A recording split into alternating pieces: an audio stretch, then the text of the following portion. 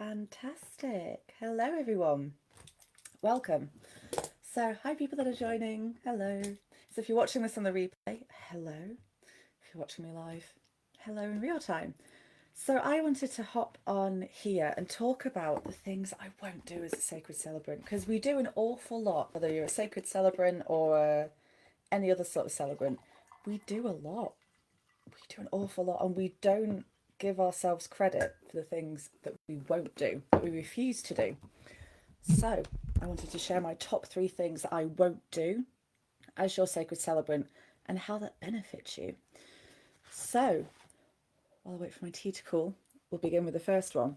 So, thing number one, I will never do as your sacred celebrant. I will never, ever shy away from the inherent spiritual nature that lies at the core of every single ceremony. Whether you know it's there or not, whether your guests are aware of the spiritual aspects of a ceremony or not, doesn't matter to me. And I mean that with so much love. It doesn't matter to me. What matters to me as a sacred celebrant is that I honour your need to have a deeply spiritual moment, whether it's for a hand fasting, a funeral, a bespoke ceremony, whatever it is. I will always honour your need to have that spiritual ceremony. There are plenty of wonderful celebrants who don't do things as spiritual or as woo woo as I do, and that's marvelous. If that's what you want from a ceremony, then that's fine, but I'm not going to dilute the spiritual nature of a ceremony because your great aunt, who I don't know, is a Roman Catholic. And I say that with love. I say that with so much love. But what I will do instead is that I will run towards the spiritual aspects of what it means to be in ceremony and have a ceremony done and conducted for you, around you, to you. I will run towards that with aplomb, with splendour, and with all the fireworks you can imagine from your Leo lady. So if you can hear my dog trying to get comfortable to go to sleep, she's scratching at the pillows. So yes, if you're somebody who wants a ceremony that is so outwardly spiritual, I'm your sacred celebrant. I'm the girl for you. I always explain the rituals. I always talk the guests through and yourselves what's about to happen, because otherwise it's a bit weird, isn't it? Like if you think about, let's say you've never been to a Catholic wedding before, that's a bit intense, isn't it? The first time you go to a Catholic wedding and you're like, what on earth is going on? So, to stop your guests from being equally as confused at a pagan or spiritual wedding, I talk them through it. I talk them through the symbology. I talk them through the history. I talk them through the meaning and the devotion and the inherent spiritual connection that lies behind and within each ritual. So, if you're somebody who needs to kind of hide your spiritual aspect away from your family or your guests, I love you. I wish you well on your journey, but I'm not the celebrant for you. But if you're somebody who wants big, loud fireworks out there, spiritual symbolism, spiritual language, deep, evocative rituals, I'm the sacred celebrant for you. Hello, you found your tribe. So, thing number two that you will never catch me doing as your sacred celebrant, I will never, ever conduct a ritual or a ceremony that is not of my Celtic culture. I am not about to make money off somebody else's culture. I'm not about to make money or even gain views or, followers. I'm not about to do anything that would be better served by somebody of that culture. I'm not about to disrespect somebody's ancestors when I can just listen to my own and do their rituals and do their ceremonies with just as much power and fortitude and beauty as whatever ancient African beautiful ritual I've been asked to do, for example. Now, this is because A, I'm Celtic and a little bit Nordic if you go far enough back. To be fair, we're British. We're all equal parts, fairly equal parts.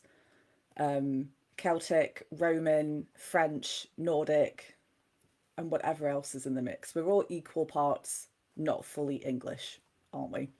But if we go back further enough, we're Celtic. So I'm Celtic and a little bit Nordic. Why would I not inherently do Celtic and maybe some Nordic rituals if the right couple or people came along?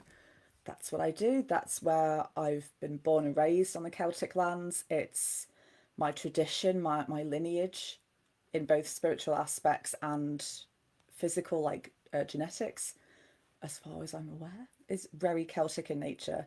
But also, let's say it's a certain type of herb that wants to be, is being asked to be used in ceremony by a couple, or it's a ritual that's from somewhere in Africa.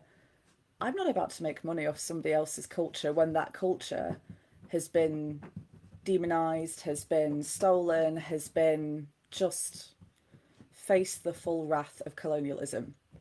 I'm not going to add to the cycle of white girls trying to make money off things that they have no business being involved in. I'm not about to do a big voodoo ceremony for you. Can you imagine little old white me doing a big voodoo ceremony? That's dangerous. That's not for me. So I will never, ever appropriate a culture at any point in my life, but especially in ceremony, especially when I'm earning money from it. You will never catch me appropriating a culture that is not of my cultures, which is like 95% Celtic and 5% Nordic. But what I will do instead is show you the actual beauty of your ancestral lineage of Celtic ceremony and ritual. I will help you decipher the whispers of your ancestors while they tell you of their ceremonies, while they'll tell you of their history if you just sit and listen in reverence with them long enough.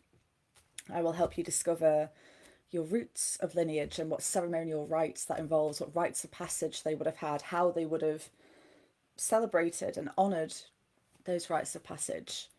So just because I won't appropriate a culture that isn't mine doesn't mean there is no beauty in the Celtic culture. If you think the Celtic culture is boring, my God, you weren't paying attention in history classes. All I listened to that and ancient Egyptians for like year 3 was what we did. It was my number one student then. It was fascinating.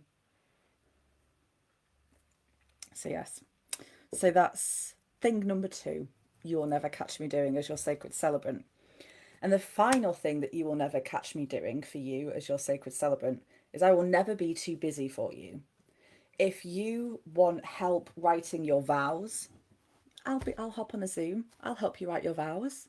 I would love that. It would be delightful. If you can't find the right reading to convey a certain type of emotion or thought during your baby's naming ceremony, these bookcases are full of poetry books. I'm going to help you find a poem that fits with what you need or a reading of some kind. If you can't think of the right incense that you want used at the funeral of your beloved, that's fine. I have a whole box chock full of incense. I will find the right one for you. There is nothing ceremonially that I won't do for my couples, my families, my clients when I'm your sacred celebrant, because it's part of the job. It's pastoral in its nature. I think you can't be at least a sacred celebrant if you don't have that pastoral nature to you, because you're dealing with major life events all of the time, whether it's a bespoke ceremony for something that is major to this one individual person and them only, or it's somebody's wedding, or it's a funeral, or a baby naming, or a blessing of the ways ceremony. These are all momentous occasions in somebody's life. So to not be there for them in a pastoral nature is, in my view, and this is just my opinion, it discredits the very act of the ceremony itself.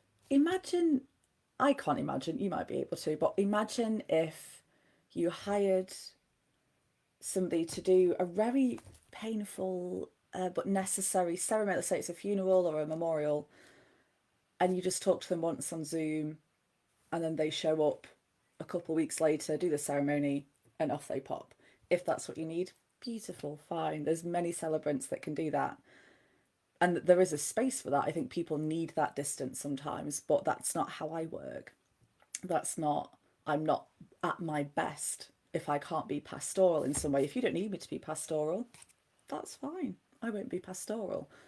But if you need me to just be a shoulder to cry on, if you need me to be the woman that you show your dress to, your wedding dress to, for the first time, if you need me to hold your baby while you sort out your crying toddler, that's fine. I'm here for you as your ceremonial priestess, as your sacred celebrant. And that inherently involves an awful lot of pastoral work, and pastoral work that I love to do. I love to be there for you and your chosen community, because that's what ceremonies are about. It's about honouring the rites of passage and momentous moments that you move through as a human, and honouring them with your chosen community at any given time, whether that's your whole family and all the third nephews and nieces present, whether that's just you and me holding ceremony for you. That's fine. Your chosen community deserves to be honoured, and you are at the heart of your community. So, of course, I'm going to be there to support you. Why would I not? So, those are the three things that I will never do as your sacred celebrant. So, I will never shy away from the inherent spiritual nature that lies at the core of every single ceremony. I will never, ever appropriate a culture that is not mine to appropriate, that is not mine to do. And I will never be too busy for you, my loves, my dears. So, beloveds, thank you for joining me on this. I've no idea how long it's been. Very short live. I like these short little snappy ones. They're more fun. I don't have to write too much down. It's nice. Ooh, breaking everything down. So, my lovers, yes, it's been such a pleasure to see you all on the live, and those catching on replay on YouTube or wherever you're watching this. Thank you for watching the replay. If you're interested in learning more about how I do ceremonies, then you can check out the link in my bio that will take you to my website, and then you can book in for your free ceremonial consultation, where I will be at your beck and call to create your dream ceremony, whatever it may be. So, lovelies, enjoy the rest of your day. Many blessings to you, and I will see you all so soon.